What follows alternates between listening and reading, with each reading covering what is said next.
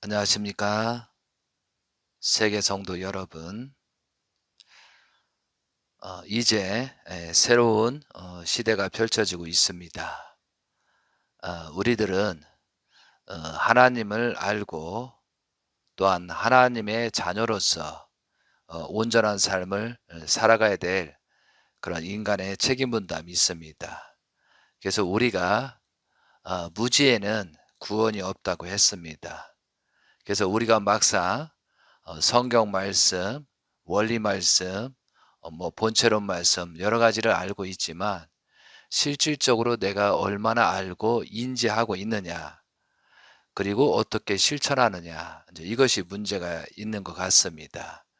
그래서 우리가 그동안에 있었던 많은 말씀 중에 하나씩 주제별로 선택을 해서 이제부터 말씀하는 시간을 갖도록 하겠습니다.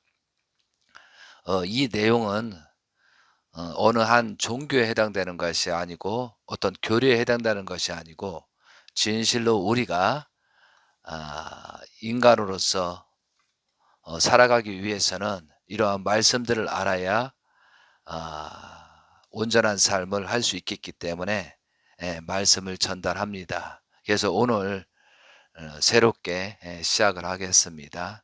그래서 제목은 어 성경 말씀 1 그리고 2, 3, 4 그런 식으로 나가도록 하겠습니다. 그래서 오늘 성경 말씀 1에서 하나님은 어떠한 분으로 계시는가, 이러한 제목을 가지고 여러분과 함께하는 시간을 갖도록 하겠습니다. 자, 성경 말씀 1입니다. 1 강자로 갈까요? 그래도 됩니다. 하나님은 어떠한 분으로 계시는가? 기독교에서는 하나님의 존재를 이렇게 많이 주장하고 있습니다. 유일무이한 분이요, 또 절대적인 분이요, 또 창조주이시다. 또한 전지전능하신 분이요, 또 온 천하의 창조자, 주관자이시다. 또한 지혜로운 하나님이시다. 또 인간과 공간을 초월하시는 분이고 무수부재한 분이다. 이렇게 많이 설명합니다. 그리고 기독교는 사랑과 희생에 의하여 예수님을 중심하고 하나님과 인간 사이 관계가 끊어졌던 회로를 복귀시키려고 하나님은 사랑의 종교인 것이다. 또 그러므로 예수님은 교훈과 행적은 모두 이 목적을 위한 것이다 라고 설명하고 있습니다. 그렇기 때문에 일반적으로 우리가 추상적으로 실제 어떻게 하나님이 계시는가를 알아야 우리가 하나님을 모시고 섬기고 또 하나님 뜻대로 살아갈 수 있는 그런 입장이 되겠죠. 그래서 여러분들은 어떻게 생각하십니까? 하나님은 어떠한 분으로 계시는가? 여러분도 한번 고민을 해보시기 바랍니다. 그러면서 하나님을 알기 위해서는 먼저 피주세계의 보편적인 관찰이 필요합니다. 그래서 로마서 1장 20절에 창세로부터 그의 보이지 아니하는 것들 곧 그의 영원하신 능력과 신성이 그가 만드신 만물에 분명히 보여 알려졌나니 그러므로 그들이 핑계하지 못하니리.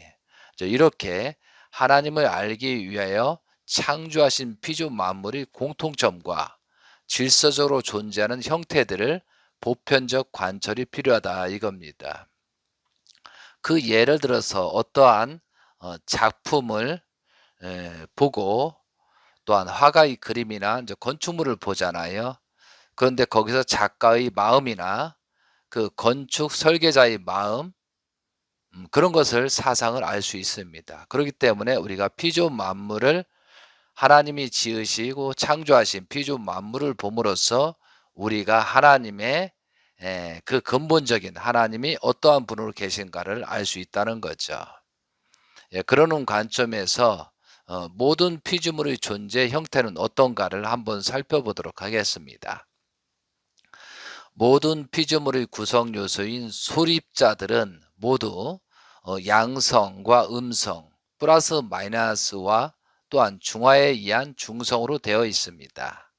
이게 원자 형성을 보면 소립자 양성 플러스와 음성 마이너스로 구성되고 서로 결합하고 이제 분립 작용이 일어난다라고 우리는 학교에서 배웠습니다.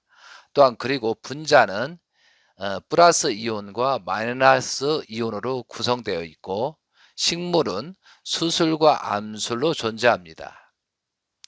그리고 동물 또한도 수컷과 암컷으로 생육하고 번성을 하고 있습니다. 그와 마찬가지로 사람은 남자와 여자로 창조하셨습니다. 그리고 창세기 2장 18절에 보면은 남자를 창조하고 여자 배필을 창조하셨다고 그렇게 기록되어 있습니다. 이런 피조 만물의 존재 형태를 보면서 우리가 결론적으로 존재하는 모든 피조물은 그 자체 내에서뿐만 아니라 다른 존재들과의 사이에서 양성과 음성의 이성성상이 상대적 관계를 맺음으로써 비로소 존재하게 됩니다. 또한 서로 주고받는 교환 작용에 의하여 존재하면서 그의 목적을 위한 활동을 합니다. 에너지는 소립자의 형성을 위하여, 또한 소립자는 원자의 구성을 위하여, 또한 원자는 분자의 구성을 위하여, 또한 분자는 물질의 형성을 위하여 존재하잖아요.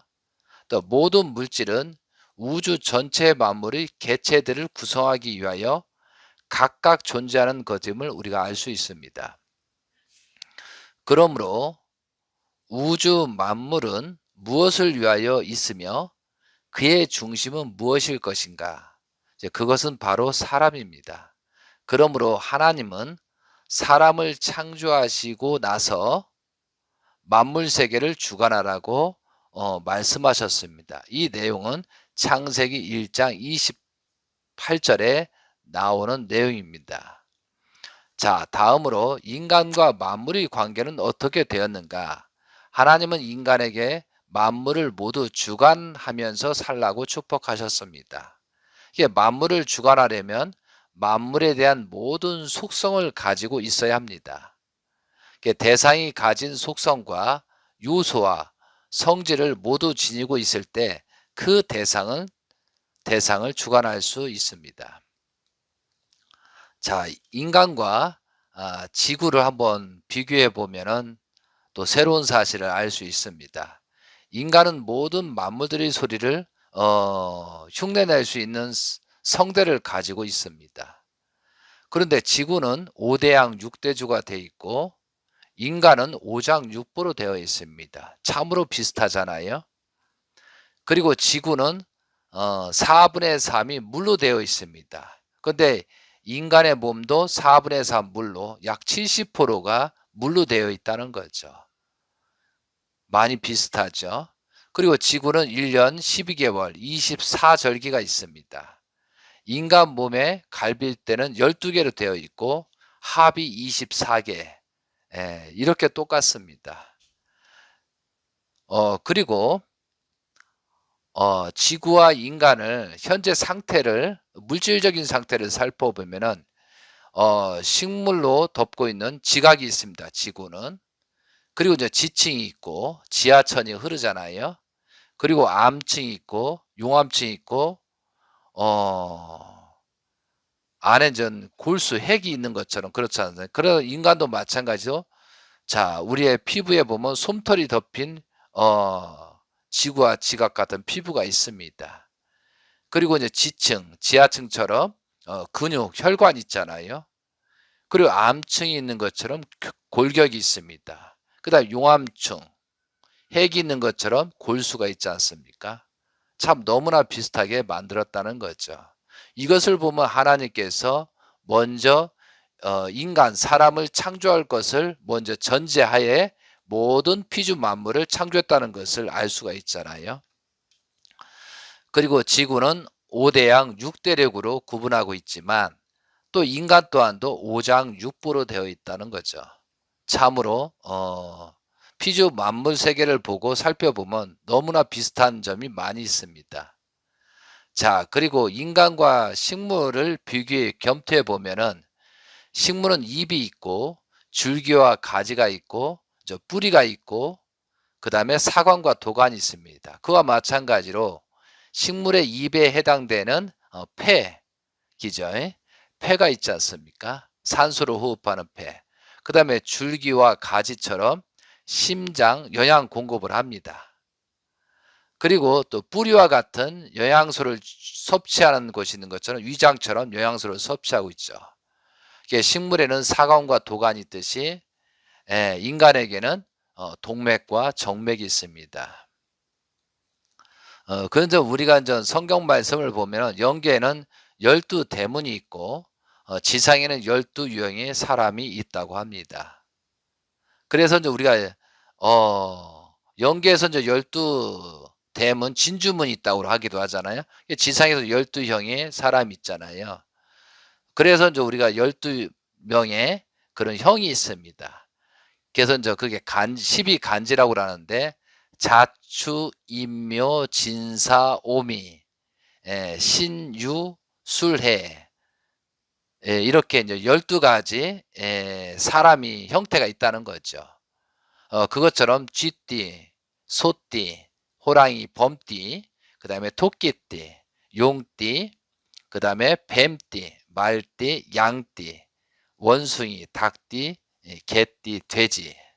그런데 이상하게도 이런 해에 똑같이 그 원숭이를 낳으면 원숭이 비슷하고 양은 양과 비슷하고 온순하고 정말 많은 사람을 살펴봐도 이 12간지에 전부 다 포함이 되어 있다는 거죠.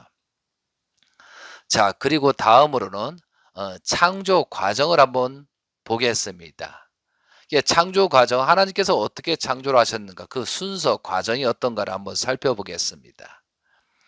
창조의 과정은 처음에는 아무것도 없는 상태에서 먼저 천사를 창조하십니다.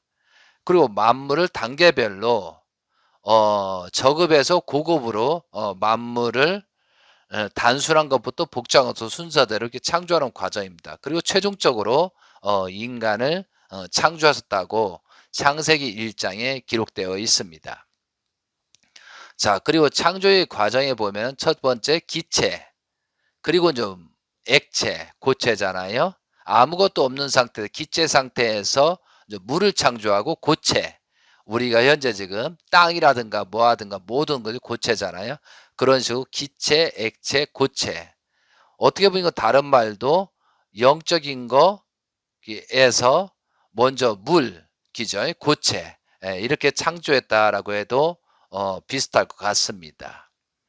그래서 우리가 여러분이 창세기 1장을 다 읽어보셨겠지만 창조 1단계에서 빛과 어둠을 만드시고 이렇게 되어 있습니다.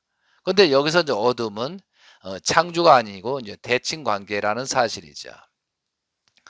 창조의 2단계에서는 물 가운데 궁창을 만드시고 물을 상과 하로 구분하셨다라고 되어 있습니다. 창조의 3단계는 땅과 물을 갈라 세우시고 그 위에 기죠, 묻을 만들고 그 다음에 식물, 그죠? 그리고 목재, 식물을, 과목을 창조하셨다고 창조의 3단계 그렇게 되어 있습니다. 그리고 창조의 4단계에서는 광명체, 해, 달, 별, 많은 우주를 창조하셨다 되어 있고요. 그 다음에 창조의 5단계 보면은 수컷과 암컷으로 번식하는 물고기와 새를 창조하셨다고 되어 있습니다. 그러니까 땅 위에 물 속에 있는 기죠, 그런 물고기와 새를 창조하셨습니다. 그리고 창세기 창조 6단계를 보면은 땅의 동물과 사람을 창조하셨습니다. 그래서 사람은 사실적으로 성경의 많은 여러 가지 내용을 보면은 생육하고 번성만한 사람이 겉사람이 있었습니다. 그리고 생기혼 생명체가 있는 속사람이 있었습니다. 그래서 창세기 2장 7절에 보면은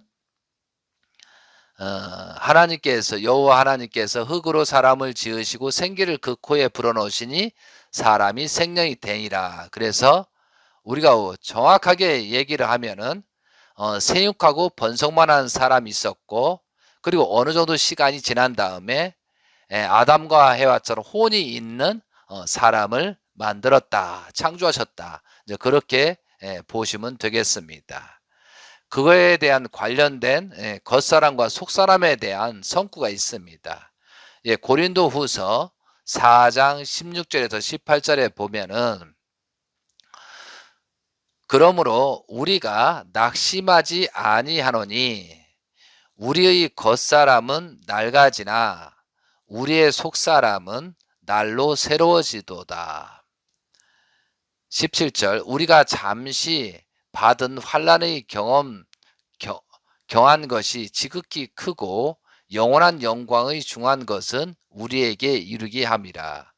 우리가 주목하는 것은 보이는 것이 아니요 보이지 않는 것이니, 보이는 것은 잠깐이요 보이지 않는 것은 영원함이라. 이 고린도 후서 4장 16절 18절에 나오는 겉사람과 속사람에 대한 의미가 있습니다. 자, 다음으로 존재하는 모든 것은 내성과 외형, 즉 보이지 않는 것과 이제 보이는 것으로 되어 있습니다. 이제 그것을 살펴보면 과학이 발달됐기 때문에 에너지는 보이지 않지만 작용하는 범위와 형태를 갖고 있습니다. 결국은 어떠한 꼴로 가지고 있잖아요. 그래서 우리가 이제 과학 시간에 배우고 많은 학교에서 배우잖아요. 그런데 에너지는 보이지 않지만 어떠한 꼴을 가지고 있다는 거죠. 그거와 마찬가지로 모든 존재하는 것은 보이는 것과 보이지 않는 것, 그렇게 두 개로 구분되어 있다는 거죠.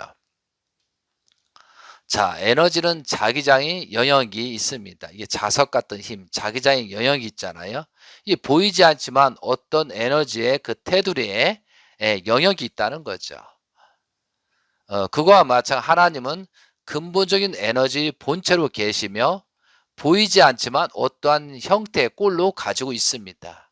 이게 에너지가 그런 것처럼 이 모든 피조 만물을 창조하신 하나님께서도 근본적인 에너지 본체로 계시고 보이지 않지만 어떠한 꼴을 가지고 있다는 사실을 우리가 정확히 알아야 되겠습니다. 그리고 또 에너지의 구조는 일할 수 있는 힘이나 능력이라고 말합니다. 에너지의 구조는. 근데 에너지의 보존의 법칙, 우리 학교에서 배우잖아요. 에너지의 보존의 법칙이 뭐예요? 에너지는 어떤 형태가 바뀌는 경우, 기제 에너지가 여러 가지 성격으로 바라잖아요. 바람에서 어떤 다른 움직이는 걸로 바뀌고, 어떤 쉽게 해서 이제 물이 얼어서 얼음이 되고 수증기가 되고 이제 그렇게 그런 것을 겁니다. 근데 에너지의 보존의 법칙이 있습니다. 에너지 형태가 바뀌는 경우 외부의 영향을 완전히 차단된 상태에서는 물리적, 화학적 변화에 관계없이 전체의 에너지량은 항상 일정하게 유지된다는 거죠. 이게 에너지가 예를 들어서 기름을 떼 가지고 자동차가 굴러가잖아요. 이게 자동차가 굴러가는데 그 에너지로 이제 차가 움직이잖아요. 그렇다고 움직이고 소멸되는 건 어떤 다른 작용으로서 그 에너지가 계속 보존이 된다 이거죠. 이게 에너지는 소모가 되는 게 아니고 어떤 형태는 변하지만 공존한다. 이것이 에너지 보존의 법칙이라는 거죠. 그래서 우리들이 일반적으로 한번 인간에 대해 설명하면서 다른 것들을 한번 검토하면서 우리가 한번 생각을 한번 해볼 필요가 있다는 거죠. 컴퓨터는 어떤 반도체에 회로를 심었고, 그죠? 자동차는 바퀴에 엔진을 심었습니다. 그리고 이제 모든 생물은 세포에 유전자 DNA를 심었잖아요. 그래서 존재하는 모든 것은 에너지의 구조를 심었습니다. 그 에너지의 어떠한 질서를 심어 나타난다는 거죠. 결론적으로 우리가 말씀드리면 창세기 1장 27절에 보면 하나님의 자기 형상 곧 하나님의 형상대로 사람을 창조하시되 남자와 여자를 창조하시고의 말씀으로 보아서도 하나님은 양성과 음성의 이성성상의 중화적 주체로 계시다는 것을 바로 알 수 있다는 거죠. 이게 모든 만물이 동물이나 모든 게 플러스 마이너스로 양성과 음성으로 되어 있는 것처럼 하나님도 양성과 음성의 이성성상의 중화적 주체로서 계시다는 것을 우리가 피조 만물을 보면서 보편적인 관찰을 통해서 이렇게 알 수 있다 이거죠. 자, 그러면은 하나님은 어떻게 계시는가? 하나님은 어떻게 계시는가? 한번 여러분이 한번 생각해 보자 이거죠. 근데 우리가 육적인 오감이 뭐예요? 육적인 오감, 시각이죠. 눈, 그 다음에 청각, 귀, 그 다음에 후각, 코, 미각, 혀, 그 다음에 촉각, 피부잖아요. 이게 오감입니다. 시각적인 것, 청각적인, 후각적인 것, 미각. 이 촉각으로는 볼 수가 없습니다. 하나님은 영적인 마음으로 오감으로만 볼 수가 있습니다. 그래서 어려운 거죠. 그런데 우리가 피조 만물을 보면 하나님이 있다는 것을 알 수 있지만 그것을 심오하게 관찰하지 않기 때문에 하나님이 없다라는 사람도 있고 하나님을 부정하기도 한다는 거죠. 그래서 우리가 이제 속된 말로 왜 태어났니? 누구를 통해 태어났는지? 그러면 우리 부모 때문에 태어났다. 우리 엄마 아빠가 나를 태어나겠다. 그럼 너희 엄마 아버지는 누가 태어났느냐? 할아버지가 했다. 그럼 할아버지는 누가 태어났는다? 증조 할아버지가 했다. 그게 증조 할아버지가 했다. 그럼 고조 할아버지가 했다. 그리고 우리 할아버지가 했다. 그게 최종 마저는 누가 창조했냐? 하나님이 창조했다고 말할 수밖에 없다는 거죠. 그래서 이제 하나님은 근본적인 에너지 본체로 계시고 보이지 않지만 어떠한 형태, 성상을 가지고 있다는 사실을 우리가 알아야 되겠습니다. 그래서 이제 힘, 에너지가 우리가 이제 예를 들어서 힘, 에너지가 보이지는 않는 것처럼 하나님은 에너지 본체이기 때문에 보이지 않습니다. 그리고 하나님은 왜 보이지? 하나님은 어떻게 계시는가 기죠? 하나님은 제일 원인적인 존재이십니다. 그리고 시간과 공간을 초월하시기 위해서 보이지 않습니다. 만약 보인다 하면 시간과 공간을 초월할 수가 없잖아요. 미국을 갈라도 비행기를 타고 와야 되고 이게 쉽지 않다는 거예요. 이게 보이지 않는 거기 때문에 좋은 것이다, 편한 것이다 이거죠. 자, 그리고 인간은 마음과 몸으로 되어 있습니다. 근데 마음은 어디에 있습니까, 여러분? 여러분, 마음이 지금 어디에 있습니까? 이제 제가 누구한테 물어봐. 여러분은 지금 마음이 있다는데 마음이 어디 있습니까? 라고 지금 이 질문을 제가 이제 강사로서 하는 거예요. 그럼 여러분이 각자가 이 질문에 대답을 해봐. 마음이 어디 있습니까? 라고 하면은 어떤 사람은 심장에 있습니다. 어떤 사람은 머리에 있습니다. 어떤 사람은 배에 있습니다. 이러잖아요. 그런데 마음은 몸 전체에 있다라고 해야 정답입니다. 그래서 하나님도 어디에 계십니까? 어디나 계시다는 거죠. 이해되시겠습니까? 이제 그렇게 혹시나 누가 물어보면 그렇게 질문하시면 되겠습니다. 자, 보이지 않는 신으로 계시는 것이 최고의 편리한 방법이기 때문에 보이지 않는 것입니다. 그리고 무형으로 계셔야 어디든지 갈 수가 있습니다. 그래서 하나님은 인간만을 위한 하나님이 아니라 온 천지의 창조주로 계시기 위해서 무형으로 계셔야 된다는 거죠. 그리고 또 보이지 않는 이유가 있어요. 만약에 보인다고 그러면 어떤 문제가 생겼을까요? 하나님은 여기 보인다. 그러면은 욕심이 있기 때문에 욕망이 있기 때문에 다 뺏어가려고 하잖아요. 그럼 약한 사람은 영원히 하나님을 볼 수가 없습니다. 강한 자, 뭐 돈이 있거나 어떤 권력이 강한 자만 하나님을 볼 수 있지 빼앗아가 버렸으니까 가난한 자, 어리석은 자, 뭐 좀 부족한 사람은 볼 수가 없다는 거죠. 그러니까 이런 것을 막기 위해서 보이지 않는다 이거죠. 그거와 마찬가지로 인간이 서로 빼앗아가려는 싸움을 막기 위해서 하나님은 보일 수 없다는 거죠. 자, 이렇게 이해하면 참 쉬운 것 같습니다. 그래서 하나님이 보이지 않는 것이 얼마나 행복한가를 우리가 알아야 된다는 거. 누구나 하나님을 모실 수 있고 섬길 수 있잖아요. 우리가 마음과 몸만 온전하면은 언제든지 하나님을 모실 수 있었어요. 이런 자유가 있다는 거죠. 그러니까 하나님이 보이지 않기 때문에 더 좋은 거다 이거죠. 자, 그리고 우리가 원래는 인간이 아담 에와가 타락하지 않았다면, 인간이 타락하자면 누구나 언제든지 마음으로 볼 수가 있었습니다.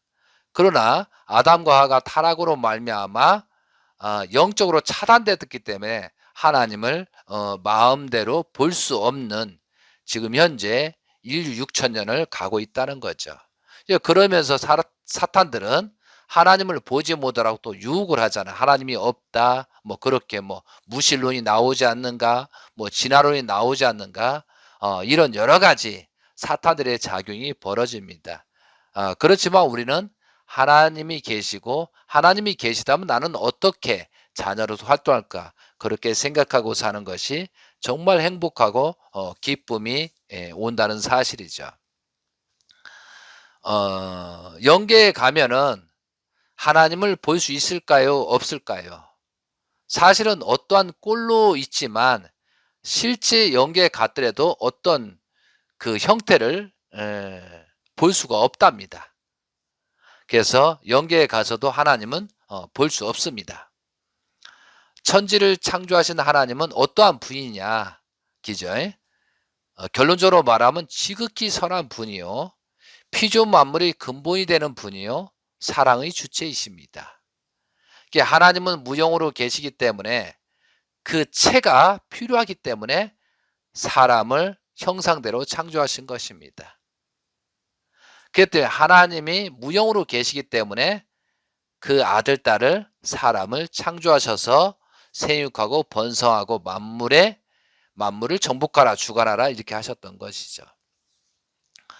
자, 그리고 이제 피조세계, 형상세계를 우리가 관리하기 위해서 하나님은 형상적인 인간을 창조하신 것입니다. 다시 말해서 피조 만물을 관리하기 위해서 형상적인 사람을 창조하셨다 이거죠. 그래서 우리가 또 보편적으로 왜 그러면 하나님을 아버지라고 말하는 이유가 뭐냐? 하나님을 왜 아버지라고 하느냐? 우리가 이제 고린도전서 11장 7절에 보게 되면은 남자는 하나님의 형상과 영광이니 이렇게 되어 있습니다. 그리고 또 말씀처럼 하나님은 성상적인 남성격 주체이시기 때문에 우리는 그를 아버지라고 불러 그 격의를 표시하는 것입니다. 결론적으로 말씀드리면 하나님은 본 성상과 본 형상의 이성성상의 중화적 주체인 동시에 본 성상적 남성과 본 형성적 여성의 이성성상의 중화적 주체로 계시며, 피조세계에 대하여는 성상적인 남성격 주체로 계시다는 사실을 우리가 알 수 있습니다. 다시 한번 따라서 해보세요, 여러분. 하나님은 본 선상과 본 형상의 이성성상의 중화적 주체인 동시에 본 선상적 남성과 본 형상적 여성의 이성성상의 중화적 주체로 계시며, 피조세계에 대하여는 성상적 남성격 주체로 계시다는 사실을 알 수 있습니다. 이것이 하나님이 이렇게 계시다고 말로 표현할 수가 있습니다. 자, 이제 근본적으로 하나님의 이성성상은 어떤가? 하나님의 이성성상에서 한번 우리가 이제 논하도록 하겠습니다.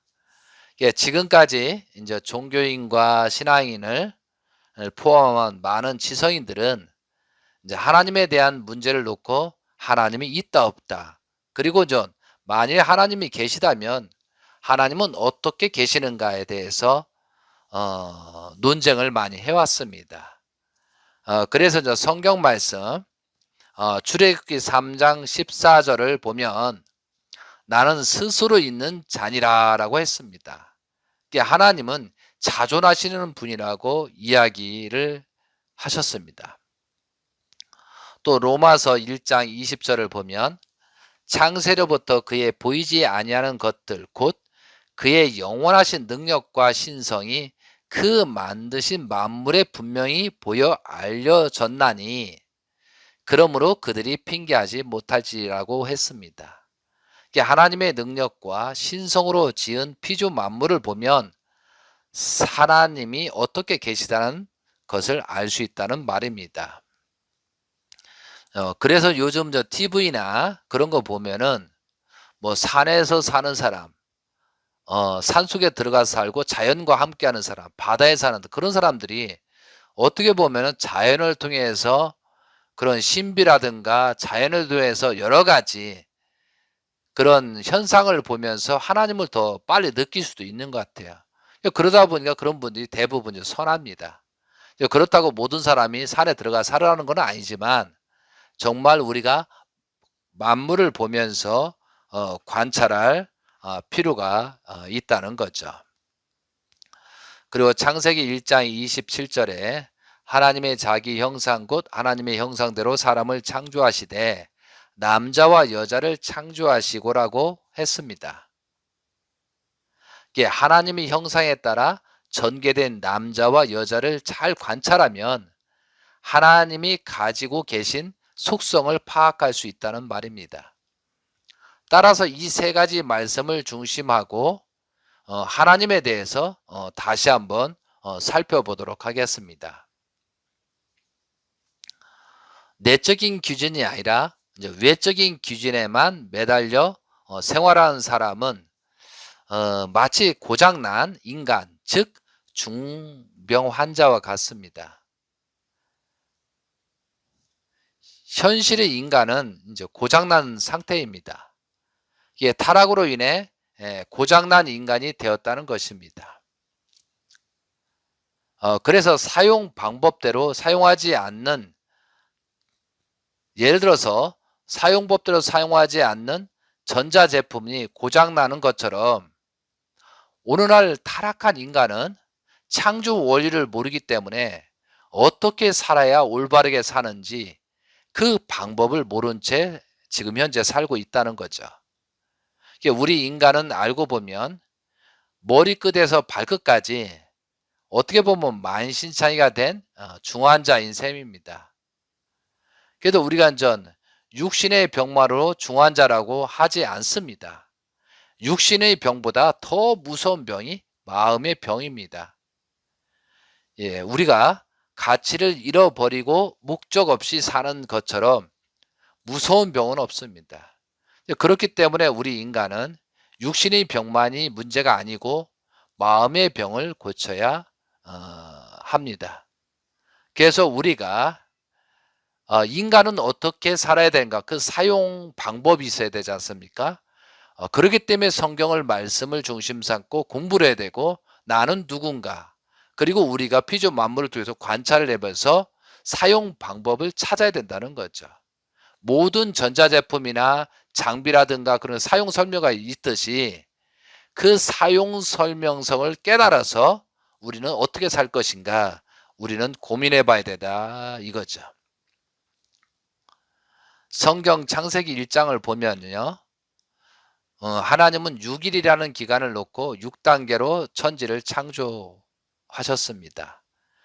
첫째 날에는 좀 전에 말씀을 드렸지만 빛과 어둠, 둘째 날에는 공간과 물질이 근본은 물을 나누고, 그 다음에 셋째 날은 땅, 지구, 바다, 그리고 식물을 만들었습니다.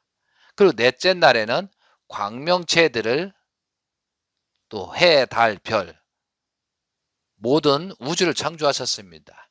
그 다섯째 날에는 물고기와 새를 창조하시고, 여섯째 날에는 땅의 짐승과 가축과 기는 모든 것을 종류대로 만드시고 마지막 단계에서 인간을 창조하셨습니다. 하나님이 마지막 날에 창조한 인간은 제일 차원 높은 존재입니다. 그리고 이러한 피조물은 그냥 존재하는 것이 아니라 모두 공통된 법칙을 가지고 있습니다. 그럼 우리 피부, 모든 우리가 피부로 느끼거나 영적으로 느끼거나 모든 것을 할 때 모든 그 천지 만물을 보면은 어떤 공통된 법칙으로 가지고 있다는 거죠. 그것이 뭐냐면 양성과 음성 플러스 마이너스로 존재하고 있다는 거죠. 그래서 먼저 하나님은 가장 많이 닮은 인간을 보고 보면 사람은 반드시 남자 아니면 여자로 태어났습니다. 과거, 현재, 미래라는 시간이 차이가 있고 뭐 지역이나 인종은 다를지라도 사람은 반드시 남자나 여자로 태어난다는 것은 공통의 법칙입니다. 그것이 바로 양성과 음성입니다. 남자와 여자는 생식기를 보고 구분합니다. 지금까지 양과 음이라고 했는데 그냥 양과 음이 아니고 양성과 음성입니다. 그것은 남자와 여자의 생식기를 중심으로 해서 남자는 양성, 여자는 음성이라고 규정한 것입니다. 사람은 이 양성과 음성을 통해 번식 발전하고 대를 이어갑니다. 그런 인간이 하나님을 닮아서 창조되었는데 하나님은 인간을 본으로 해서 만물을 지었습니다. 실제로는 만물을 인간보다 먼저 창조하셨습니다. 어떻게 존재하지도 않는 인간을 봄으로 한 만물의 창조가 가능한가? 그것은 하나님의 구상에 인간에게 있었기 때문입니다. 인간을 창조하겠다는 선유 조건을 세워놓고 먼저 만물을 창조하여 인간이 태어나면 살아갈 수 있는 환경을 미리 조성한 것입니다. 하나님의 창조의 궁극적인 창조 종착점은 인간에게 있어서도 그래서 피조 세계에서도 인간을 닮도록 창조했다고 보는 것입니다. 동물도 인간의 남자와 여자에 해당하는 수컷과 암컷으로 이루어져 있습니다. 수컷과 암컷이 없으면 번식이 있을 수 없습니다. 동물을 놓고 수컷과 암컷이라고 한 것도 생식기를 중심으로 규정하는 말입니다. 식물도 마찬가지로 수술과 암술로 이루어져 있습니다. 식물도 역시 수술과 암술을 통해서 번식합니다. 광물체도 양이온과 음이온으로 있어 분자를 이룹니다. 원자도 양자와 전자로 인해 이루어지고 소립자도 양성과 음성으로 이루어져 있습니다. 그래서 인간에서 광물질로 내려갈수록 정확하게 구분되지는 않지만 모두가 양성과 음성이라는 두 가지의 성질을 지녔다는 공통점이 있습니다. 이 양성과 음성이라는 양면성이 존재를 가능케 하는 것입니다. 그러니까 소립자 속에서도 양성과 음성의 두 속성이 있습니다. 심지어 병균도 수컷과 암컷을 통해서 번식합니다. 몸에서 있는 병균이 환경이 맞아야 그냥 번식하는 것이 아니고 반드시 수컷과 암컷의 유전자가 만나 번식이 이루어집니다. 만물 세계는 그 등급과 이치는 다를지언정 이처럼 양성과 음성이라는 공통된 법칙 아래 존재합니다. 이처럼 결과의 세계가 양성과 음성으로 되어 있는 것은 모든 원인이 하나님 즉 제1원인이 양성과 음성으로 되어 있기 때문입니다. 그래서 하나님도 제일 원인인 양성과 음성으로 되어 있습니다.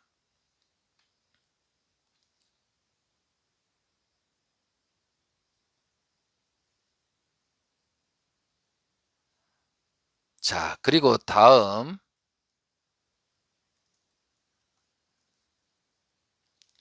또한 성상과 형상에 대해서 또 설명을 드리도록 하겠습니다. 성상과 형상. 왜 성상과 형상을 했는지. 만물 세계는 또 다른 측면의 공통점이 있습니다. 인간에게는 마음과 몸이 있습니다. 인간의 마음은 볼 수 없고 몸은 볼 수 있습니다.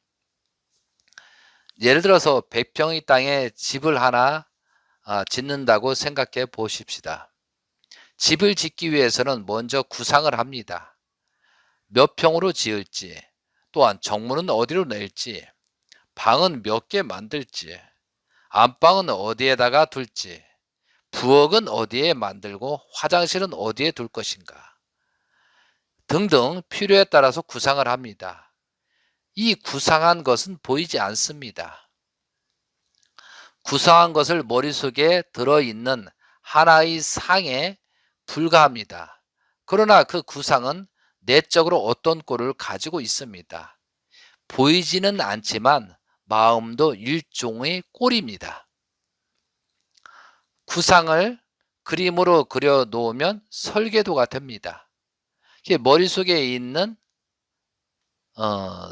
상이라는 꼴을 지우지 않고도 수없이 변경할 수 있습니다. 그러나 설계도를 고치려면 지워야 합니다. 구상을 그려 놓으면 하나의 설계도가 되고 설계도에 따라 일정 시간과 기술과 재료를 투입하면 건물로 나타나게 됩니다. 저는 건축가가 건축 생활을 했기 때문에 이건 너무나 잘 아는 내용이죠. 근데 보이지 않는 구상이 보이는 건물로 나타난 것입니다. 이렇게. 인간도 이처럼 보이지 않는 마음이 몸을 통해 표현되는 것입니다. 그래서 인간에게 마음과 몸이 있는 것처럼 모든 피조 만물에도 마음과 같은 내성이 있고 몸과 같은 외형이 있습니다. 피조 만물은 인간을 본으로 해서 지었기 때문에 인간을 닮았다는 것입니다. 동물에게는 인간의 마음과 같은 동물심이 있고 그 동물심에 따라 움직이는 몸, 즉 동물체가 있습니다. 식물도 마찬가지입니다. 식물도 식물심이 있고 그 식물심에 의하여 움직이는 식물체가 있습니다. 식물을 관찰해 보면은 주광성이나 굴광성에 따라 식물이 추구하는 방향대로 움직입니다. 나팔꽃의 경우 꽃실은 매우 작습니다. 그러나 그 조그만 씨 속에 나팔꽃이 줄기로 휘감고 꽃이 새벽에 피었다가 해가 떠오르면 지는 속성이 담겨 있습니다. 모든 것이 똑같잖아요. 그리고 그 조그만 씨 속에 생명이 들어있고 향기도 들어있습니다. 동물이나 식물도 모두 마음과 몸에 해당하는 부분이 있다는 것입니다. 자, 그 다음 광물체도 마찬가지입니다. 분자에도 인간의 마음에 해당하는 내명성이 있습니다. 양이온과 음이온과 결합하여 분자를 형성하도록 명령하고 감독하는 원인적인 요소가 바로 내명성입니다. 내명성에 따라서 수소, 두 분자는 산소, 한 분자가 만나서 물 분자 H2를 형성합니다. 분자를 쪼갠 원자에도 내명성이 있습니다. 내명성이 전자에게 양자를 중심으로 돌도록 합니다. 원자를 쪼갠 소립자도 양성과 음성이 있으며 그것도 내명성에 의해서 움직입니다. 결과적으로 내명성은 에너지입니다. 인간의 육신이나 마음도 마지막에는 에너지로 존재합니다. 그 존재 세계가 물질로 되어 있다고 규정하지만 사실은 그렇지 않습니다. 여기서 말하는 에너지는 두 가지가 있습니다. 하나는 정신적인 분야라 할 수 있는 파동성 에너지이고, 다른 하나는 물질적인 분야라 할 수 있는 입자성 에너지입니다. 이게 파동성 에너지는 입자성 에너지가 물체가 될 수 있도록 명령합니다. 이 파동성 에너지와 입자성 에너지의 작용을 내명성이라고 규정합니다. 파동성 에너지는 우주의 근본으로서 그 근원은 하나님께로 올라갑니다. 위에서 살펴본 것처럼 만물 세계는 무엇이든지 내성과 외성을 갖고 있습니다. 내성은 눈에 보이지는 않지만 반드시 어떤 꼴을 가지고 있습니다. 그리고 보이는 외형은 보이지 않는 내성을 닮았습니다. 보이지 않는 내성을 성상이라 하고 보이는 외형을 형상이라고 합니다. 이처럼 만물 세계는 성상과 형상이라는 공통적인 면을 지니고 있습니다. 여기에서 성상과 형상은 동전의 양면처럼 같은 존재의 상대적인 양면의 꼴을 말하는 것이므로 형상을 제2성상이라고도 합니다. 이 성상과 형상을 앞에서 논한 양성과 음성과 구별되는 또 하나의 공통된 법칙입니다. 피조 세계가 지닌 성상과 형상, 양성과 음성이라는 법칙은 과거, 현재, 미래에도 변하지 않는 영원한 법칙입니다.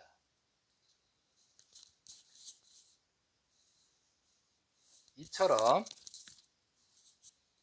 피조 세계가 공통적으로 지니고 있는 양면성, 즉 성상과 형상 또는 양성과 음성을 각각 이성성상이라고 합니다. 이성성상은 같은 존재의 양면적인 꼴을 말하는 것이므로 성상과 형상도 이성성상이고 양성과 음성도 이성성상입니다. 이성성상의 성상과 형상 그리고 양성과 음성은 서로 불가분의 관계입니다. 성상과 형상은 서로 주체와 대상, 안과 박, 원인과 결과, 종과 행, 무형과 유형의 관계를 지니고 양성과 음성은 서로 주체와 대상, 안과 박, 우와 좌우 관계를 지니고 있습니다. 자, 그래서 이제 우리가 좀 어렵죠. 그렇지만 이런 내용을 이론적으로는 알고 있어야 된다는 거죠. 여러분들이 자녀라든가 주변의 사람들을 만나서 말을 하려면 어떤 표현은 달리 하더라도 이런 내용을 근본적으로 알고 있어야 됩니다. 자, 하나님의 실상을 설명합니다. 인간으로부터 소립사에게 이르기까지 모든 존재는 성상과 형상, 양성과 음성이라는 이성성상으로 되어 있습니다. 이것이 공통된 법칙입니다. 이성성상으로 되어 있는 피조 만물을 보면 하나님이 이성성상으로 되어 있다는 사실을 알 수 있습니다.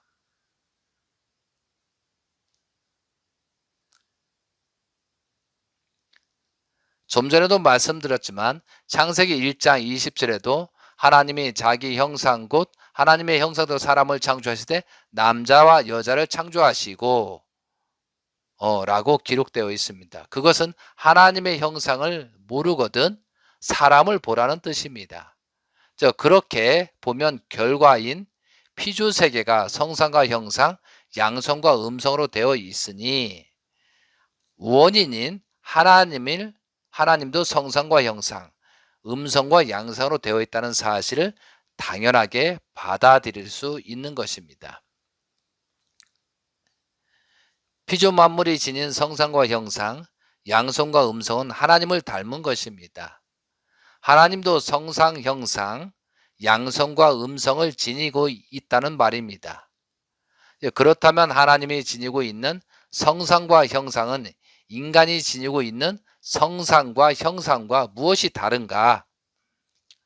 하나님은 존재 세계의 근본입니다. 그래서 하나님에게는 근본 본자를 붙여서 본 성상과 본 형상이라고 합니다. 이게 마찬가지로 하나님의 양성과 음성에도 근본 본자를 붙여서 본 성상과 본 음성으로 표현합니다. 그래서 하나님은 보이지 않지만 본 성상과 본 형상, 본 양성과 본 음성의 이성성상이라는 꼴을 가진 중화적 통일체로 계십니다. 결과는 원인에 의해 나타나는 것인데 원인을 계속 거슬러 올라가면 제일 원인이 나옵니다. 그 제일 원인이라는 말은 원인 중에 원인이라는 말입니다. 이렇게 말하면 반박하는 사람도 있습니다. 제일 원인이라는 것은 어디에서 왔느냐? 그것도 원인이 있어서 결과로 나타난 것이니 그 원인을 추적하면 또 원인이 나올 것이다. 계속 원인을 추적하면 결국에는 아무것도 없다는 결론이 이른다. 그러니 신도 없고 무다. 존재 세계는 보이는 것밖에 없다. 이러한 유물 사상을 가진 젊은이들이 있다는 거죠. 그렇지만 아무리 원인을 추구해 가더라도 최종적인 원인은 하나님입니다. 그래서 제일 원인이라고 하는 것입니다. 이 제일 원인을 가리켜서 기독교에서는 창조주, 과학에서는 절대자, 철학에서는 유일자라고 합니다. 이것을 한국말로 표현하면 하나님입니다.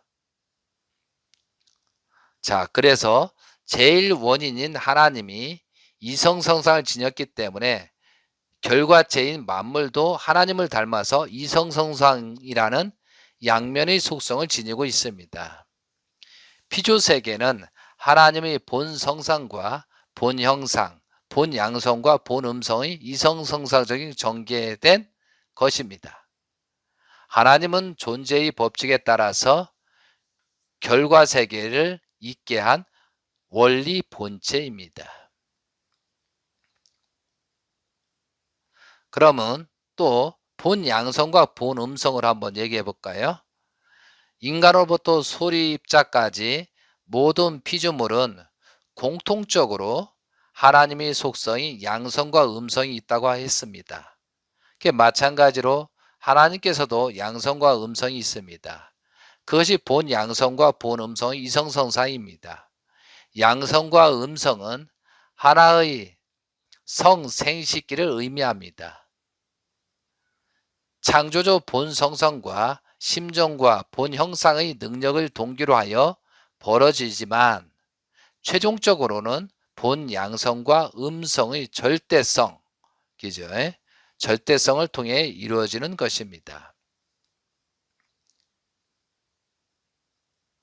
하나님 안에 있는 본 양성의 절대성에 출발하는 정자는 참사랑의 시입니다. 하나님 안에 있는 본 음성의 절대성에서 출발한 난자는 참생명의 몸입니다. 참사랑의 시와 참생명의 몸이 하나님 안에 공존하지만 그 자체는 존재세계의 근원일 뿐 시간과 공간성을 가지고 있지 않아서 자체적으로는 창조나 번식이 벌어지지 않습니다. 그래서 실체를 필요로 하는 것입니다.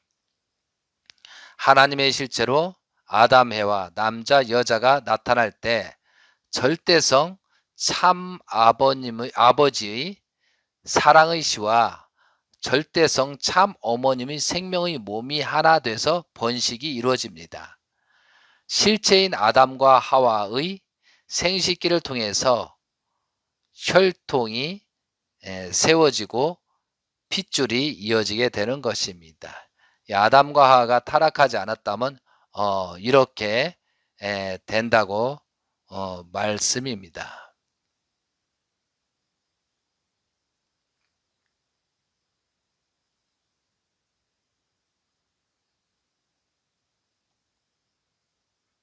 그래서 우리가 본성성과 본형성은 하나님의 마음과 몸입니다.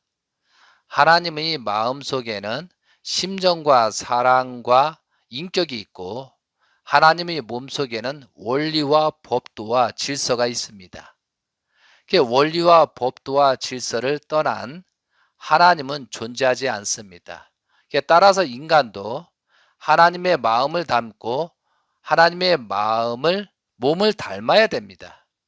하나님은 우리 인간에게 그렇게 될 수 있는 요소를 다 주셨습니다. 그러면은 벼농사를 예를 들면 벼는 이삭이 나오면 하얀 꽃이 피고 그 꽃이 떨어지면 벌어지면 벼 껍질이 그죠? 오므라들면서 그 속에 젖빛 달콤한 물이 가득 찹니다. 그 달콤한 물이 씨가 됩니다.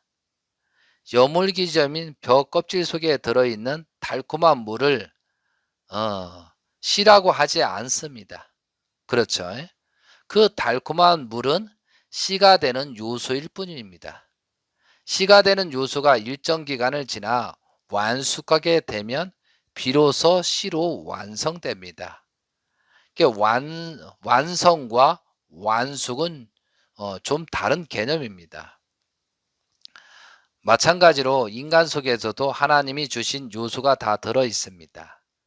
하나님은 인간의 성상이라고 하는 마음의 꼴 속에 하나님의 심정의 본질적 속성을 닮을 수 있도록 모든 요소를 다 주셨습니다. 인간은 생활을 통해서 그 요소를 완숙시켜야 합니다. 마음으로는 하나님의 심정과 참사랑과 인격을 온전히 닮아야 하고 몸으로는 하나님의 몸이 되어 원리와 법도와 질서적인 생활을 해야 완숙의 자리로 나아갈 수 있는 것입니다. 사랑하는 세계 성도 여러분, 지구상에 70억 인류가 살지만 모두가 하나님을 닮고 하나님 안으로 돌아가게 되면 통일은 어렵지 않습니다. 인간의 마음이 본 성상적인 하나님의 마음을 담고 몸도 본 형상적인 하나님의 몸을 닮으면 통일이 됩니다. 하나님의 본질적 속성인 심정과 참사랑과 인격을 닮은 인간은 원리와 법도와 질서적인 생활을 통하여 인류를 통일체로 만들어 갈 수 있습니다. 어디에 살든 오색 인종이 하나님을 닮아 원리 본체 안에서 실체화한다면 서로 갈라지고 갈등하고 대립하고 투쟁하는 요소는 사라집니다. 그때 비로소 인류는 역사상 오랜 동안 염원해 온 통일된 세계를 이루게 되는 것입니다. 그렇기 때문에 우리가 하나님이 어떠한 존재로 계시느냐, 또한 인간은 어떠한 존재로 살 것이냐, 그리고 같이 닮아간 만물은 어떻게 존재하는가. 그래서 우리들은 하나님을 경외하고 또한 만물을 사랑하고 또한 인간과 인간들끼리 서로 위하고 존경하고 인격체를 존중하면서 살아야 될 것이 우리가 있다는 거죠. 많은 사람들이 세상이 어렵다, 힘들다, 왜 갈등이 있나 하지만 정작 중요한 것은 자기 자신부터 바꾸자 이거죠. 내가 변하고 내가 거듭나고 내가 온전한 하나님의 아들, 딸로서 남자로서 여자로서 성숙게 된다면은 이 통일은 한순간에 된다는 거죠. 그러니까 통일은 멀리 있는 것이 아니고 천국은 멀리 있는 것이 아니고 내 마음만 변하면 내 자신만 변하면은 통일은 금방 된다는 생각을 가지고 각자 노력해 주시기 바랍니다. 오늘은 성경 말씀 제1강자 제목이 뭐라고 그랬어요, 여러분? 한번 기억나세요? 그동안에 쭉 말씀을 드렸는데 성경 말씀 제1강자 하나님은 어떠한 분으로 계시는가? 그래서 오늘은 하나님은 어떠한 분으로 계시는가? 창조주신 하나님이 어떠한 존재로 있는가를 이론적으로 설명을 드렸습니다. 그리고 다음 시간에는 여러분이 궁금하시는 내용들이 있을 것입니다. 그래서 천사는 어떻게 창조되었는가? 천사에 대해서 천사는 있는 존재인가? 천사는 어떻게 활동하는 것이냐? 그리고 악천사는 뭐고 선천사는 무엇인가? 이거에 대해서 또한 천사는 어떻게 창조했는가? 이것은 다음 강좌에서 말씀을 드리고 또한 다음 강좌에서 세 번째 강좌에서는 하나님이 창조하신 하나님의 창조 이상 사람의 창조 목적이 무엇인가 이거에 대해서 왜 하나님께서 사람을 창조하셨는가 이거에 대해서 균합적으로 분석을 하도록 하겠습니다.